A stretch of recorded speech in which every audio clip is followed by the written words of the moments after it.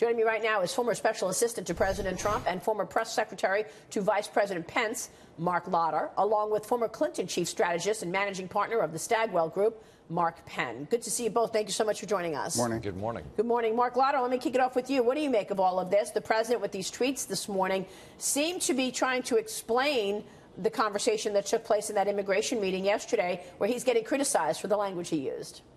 Well, the president's been very clear on what he expects in an immigration deal. He wants to shut down chain migration and the lottery system and go to a merit-based system where people are coming into this country based on who they are, the skills that they bring, rather than just where they happen to come from. And so this is where we are. There's still negotiations going on. I think the president's been very clear he does want to do something for the DACA recipients, but he also wants to take a look at broader immigration issues, including securing our border and building the wall. So, Mark Penn, you know, you could talk about the language being used, but you also have to look at these policies. And a number of Democratic former presidents, senators, congressmen have all said the same thing, that we need structure when it comes to immigration and we need the border secured. But now, because it's Donald Trump who wants a border wall, they are singing a different tune. Well, I think the problem is, though, that the president was on the offense and now he's on the defense. He probably this morning should have just apologized for what he said to Haitians and those in Africa. And it's demeaning to those people. He should recognize it. Sometimes even he goes over the line. He absolutely did yesterday. He's now on the defensive. I think Democrats are going to be emboldened. And I think calling these high crime areas, again, looks more like a code word for racism. I think he's fallen into this trap. And if he doesn't get out of it, I think he's going to have more of a stalemate here today than he was likely to have last week. But doesn't the name calling go on both sides? I mean, you just heard Nancy Pelosi calling the tax plan Armageddon, pathetic. What's pathetic about employees everywhere getting $1,000 and $2,000 checks? Well, that's where the president and the Republicans, I think, were gaining some points here. Tax reform was going into effect. They're on a kind of the stock market is up. The economy is looking good.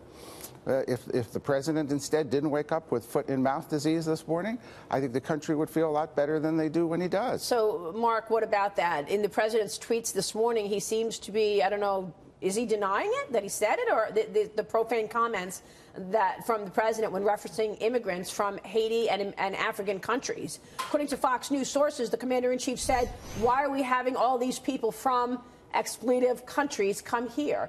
But he's denying those comments in a tweet this morning. Here's what he said in the tweet. The language used by me at the DACA meeting was tough, but this was not the language used.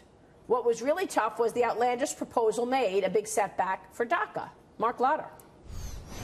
Right. So the president says that he used tough talk, which he's known to do, and many presidents have done, and used some salty language, you know, going back for decades, and Nixon, Johnson, and many others.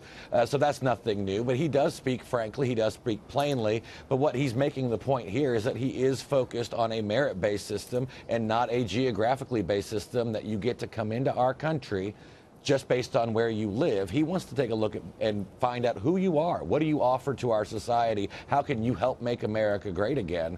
And that's the focus where he has on immigration. Mark, is there anything wrong with that? I mean, really? Whether it's salty language or locker room talk, you know, this is not the way to advance policy. I think he's got to recognize that he should have apologized this morning for these comments. Remember, 70 to 80% want DACAs to stay here. The Americans favor this policy. He's using it as a wedge to get more border security, which Americans also favor.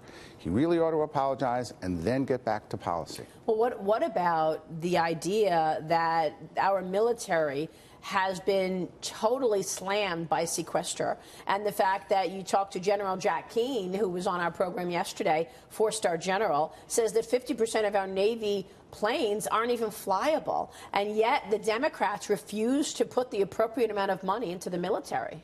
Well, look, that's a fight worth having. I think we've got to get onto the budget. This is all the same fight, though, Mark. It's all the same fight, but he now is on the defense on immigration.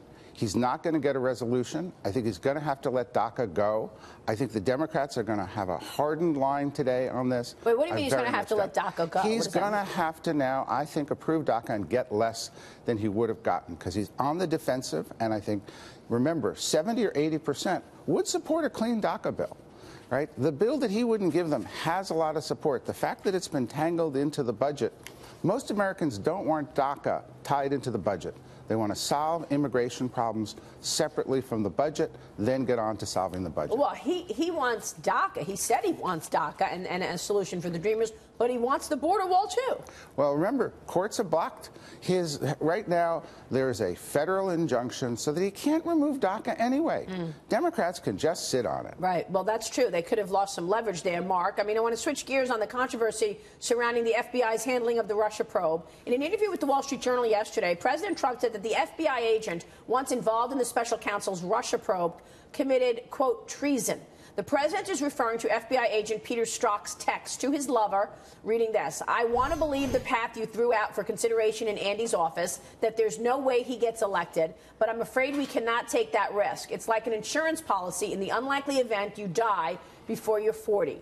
The president is speculating that they are referring to Andrew McCabe, which most people think that's who they're talking about, the acting director of the FBI, after Jim Comey was fired. President Trump is now calling for investigations to quickly finish these probes. Marc Lotter, your thoughts on this, real quick.